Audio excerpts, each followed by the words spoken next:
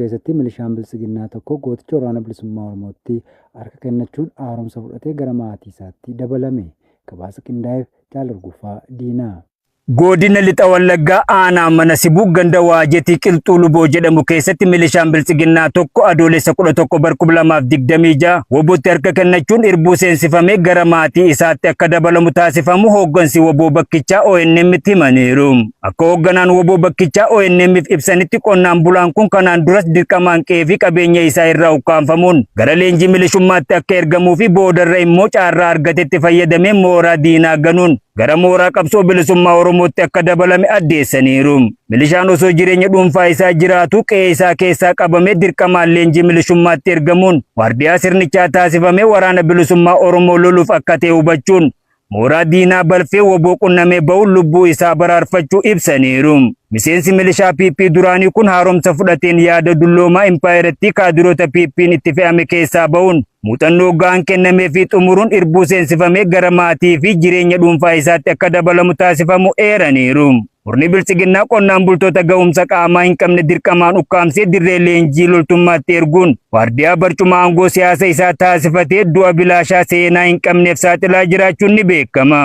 Bulchiinsa magaalaa Naqamtee keessatti shiftoonni murni bilisiginnaa ijaara konkolaachisaa tokko irratti reebicha ulfaataa raawwachuun saamicha irratti geggeessan. Jaalmurtii haqaa waan qindeeffate qaba. Godina Bahaa Wallaggaa bulchiinsa magaalaa Naqamtee keessatti torban darbee keessaa konkolaachisaan maqaan isaa Gaaromaa Jalduu jedhamu osoo inni hojii idileessaaf ganama toora sa'aatii 11tti gara buufata konkolaataa deemaa jiru shiftoonni murna bilisiginnaa garee maafiyaa 120 jedhee hundeesse qabanii reebicha ulfaataa irratti raawwachuu jiraattonni magaalichaa irraa biyyoolessa Oromiyaatti himaniiru. Garee 120 jechuun kan murni PP lammiilee nagaa akka goolaniif bobbaase konkolaachisaa hojii idileessaaf ganama barraaqaan tattaaffii irra jiru irratti reebicha ulfaataa irraan ga'uun cinatti maallaqni giibisaa keessaa qabus saamicha irratti raawwachuu jiraattonni himaniiru. Akka jiraattonni magaalichaa dubbisne jedhanitti caasaan murna garboonfataa Koloneel Abiy Ahmed hawaasa irratti ijaaree bobbaase kun jiraattota osoo saalaa fi umuriin adda hin baasin saamuu, reebuu, ajjeesuu fi gudeeduun daba guddaa hawaasa irratti raawwachaa jiraachuu dabaluun ifoomsaniiru. Sababa kanaan wal qabatee yeroo ammaa kana uummanni jiruu fi jireenya isaa geggeeffachuun haafuutii mirga lubbuun jiraachuu dhabee akka bineensaatti bakkee keessatti reebamaa fi saamamaa jira jechuun jiraattonni yaaddoo qaban ibsataniiru. Aanaa Limmoo Koosaa keessatti ergamtoonni bilisiginnaa maatii qabsaa'otaa hedduu hidhaatti guuranii dararaa jiraachuun dhaga'ame. Jaalatu Baaqabsoo dabalata qaba. Godina Jimmaa aanaa Limmoo Koosaa ganda Kellaa Gabbisaa jedhamu keessatti milishoonnii fi kaabinoonni bilisiginnaa aanichaa torban 2 dura maqaa obbolaa keessantu miseensa waraana bilisummaa Oromooti jedhuun maatii qabsaa'otaa hedduu hidhaatti guuranii iraarsaa jiraachuu maddeen arraata biyyoolessa Oromiyaatti himanii jiru. Murni nam-tokkeen hoogganamu bilisiginnaan ololaanis ta'e lolaan woboo injifachuun kan itti ulfaate maatii qabsaa'otaa saba isaanii falman hidhuun woboo diiguutti tilmaamuun obbolaawwan qabsaa'ota sabaa kanneen maqaan isaanii Roozaa Naasir, Muslim Naasir, Asmaa Naasir, Seefuu Naasir, Umaroo Naasir, Zinaabee Taammiruu fi Damissee Taammiruu jedhaman torban 2 dura qabanii waajjira bulchiinsaa gandichaatti hidhuun haga yeroo odeessi kun qindaa'etti gaaffii seeraa tokko malee dararaa ulfaataa agarsiisaa jiraachuu maddeen dabaluun eeraniiru. Jajjabeessaa sirna nafxanyaa kan ta'e PP'n goleewwan Oromiyaa guutuu keessatti maqaa maatii qabsaa'otaa jedhuun hawaasa nagaa hedduu hidhaatti guuree dhiittaa mirga namoomaa ulfaataa irratti raawwachaa jiraachuun kan beekamudha. Aanaa Aroosabboo keessatti milishoonni PP uummata nagaa saamaa jiraachuun beekame. Guutuu gabaasa kanaaf Jaaleeraan Gameessaa.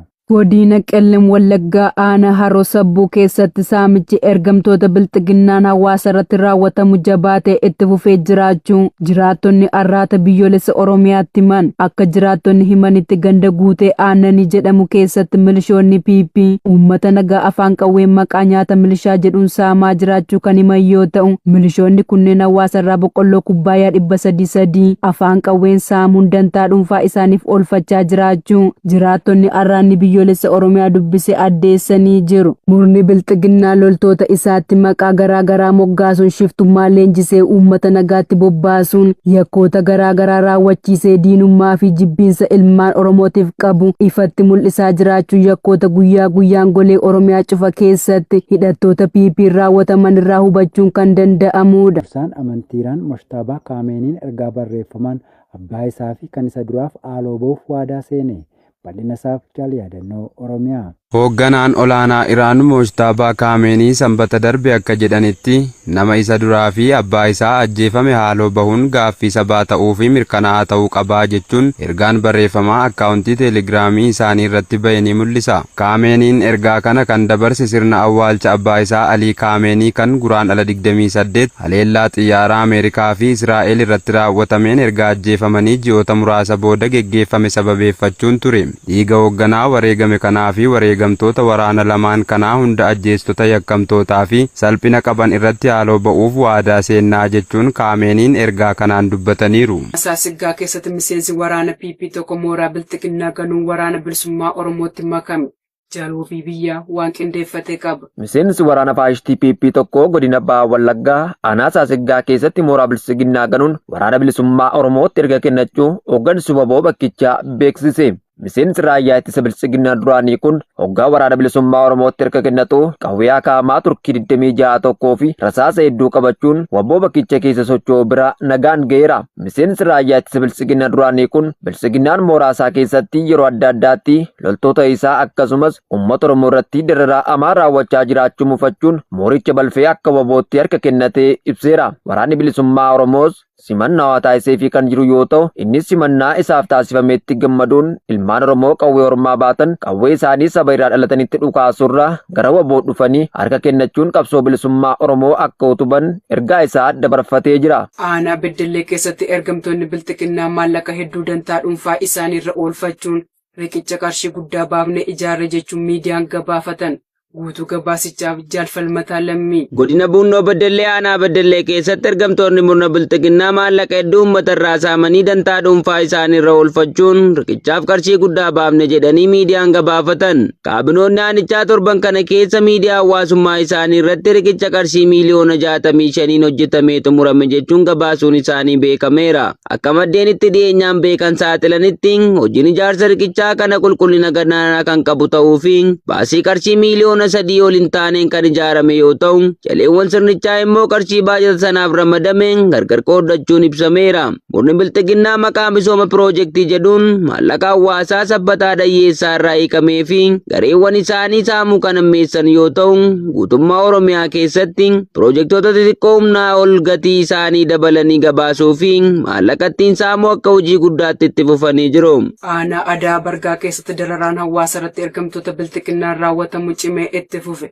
Gabaasa qindaa'eef jaalfaajii bilisummaa. Godina Lixa Shaggar aanaa Adaa Bargaa gandoota aanichaa guutummaa keessatti jaleewwan bilxiginnaa dantaa sabaa caalaa garaa isaaniif bitaman saba irraa dhalatanitti deebi'anii qaama hannaa fi dararaa irratti isaan bobbaase gammachiisuuf jecha ilmaan Oromoo sababoota sobaan yakkanii dararuu itti fufanii argamu.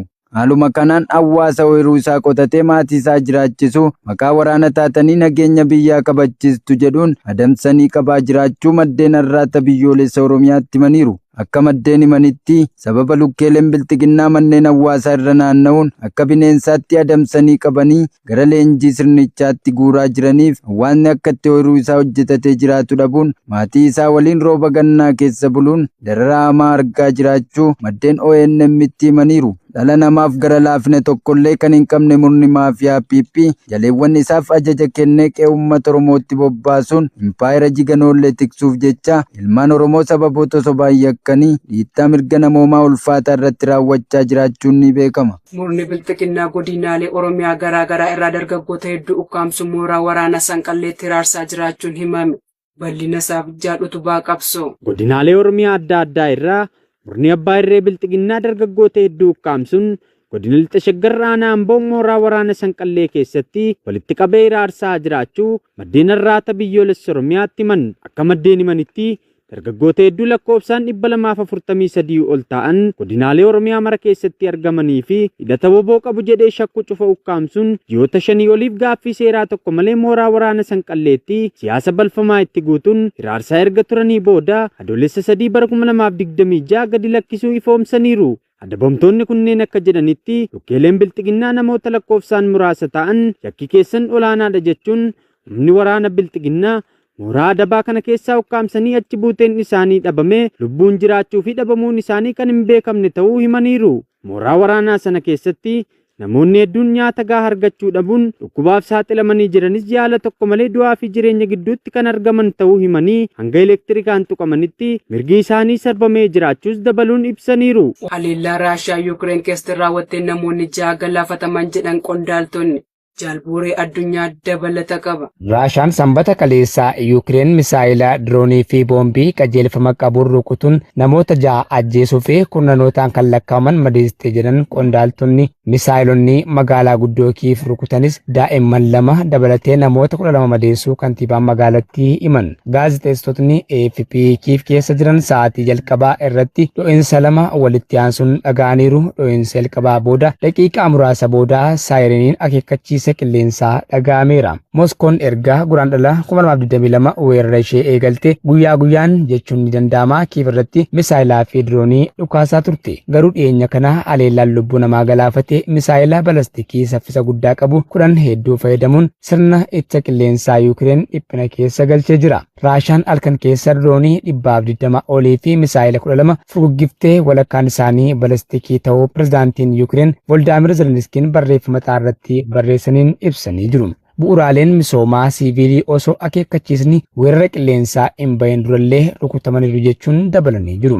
Viidiyoon gareewwan balaa tasaa aarrii fi caccabaa gamoolee diigaman keessa hojjetan maxxansee jira. Kiif keessatti gamoowwan mana jireenyaa, waajjiraalee fi manni barumsaa teewooloojii tokko kan miidhaman yoo ta'u naannolee biroo keessattis tattaaffiin deebisanii dhaabuuf taasifamaa jiran. Kaaba Yuukireen magaalaa Saamii keessattis boombiin qilleensarraa qajeelfama qabu shamarree xiqqoo dabalatee namoota 4 ajjeesuu kantiibaan magaalatti Artem Kobzar himanii jiru. Haleellaan misaayilaa addatee magaalaa kibbaa Odeesaa irratti raawwatameen namoota 2 ajjeesuu bulchaan naannichaa Oleg Kaayiper himaniiru.